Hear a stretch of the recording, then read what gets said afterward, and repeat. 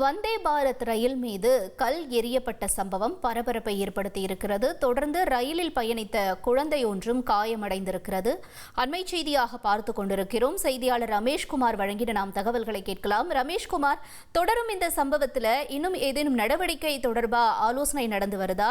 மேலும் இந்த சம்பவம் தொடர்பான தகவல்களும் என்ன?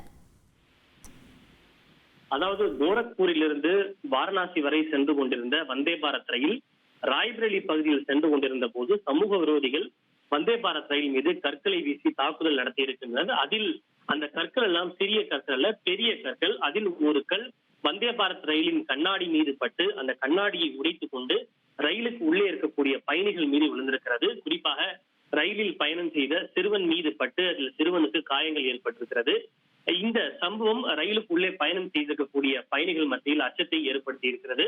உடனடியாக ரயிலுடைய டிடிஆர் மற்றும் ரயில்வே பாதுகாவலர்கள் வந்து இது தொடர்பாக பாதிக்கப்பட்டவர்களுக்கு முதலுதவி செய்து விசாரணைகளையும் மேற்கொண்டு வருகின்றனர்.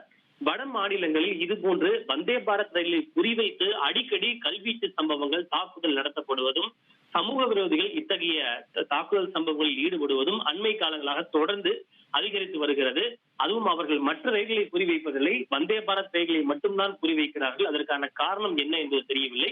எது எப்படி இருந்தாலும் இத்தகைய சமூக விரோதிகளின் மீது கடும் நடவடிக்கை எடுத்து பயணிகளின் பாதுகாப்பை உறுதி செய்ய வேண்டும் என்பதுதான் ரயில் பயணிகளின் கோரிக்கையாக இருக்கிறது. இது தொடர்பாக காவல்துறையினர் வழக்கு பதிவு செய்து விசாரணையை துவக்கியுள்ளனர். உங்களுடைய தகவல்களுக்கு நன்றி ரமேஷ்குமார். செய்திகளை உடனுக்குடன் தெரிந்து கொள்ள உடனே சப்ஸ்கிரைப் பண்ணுங்க.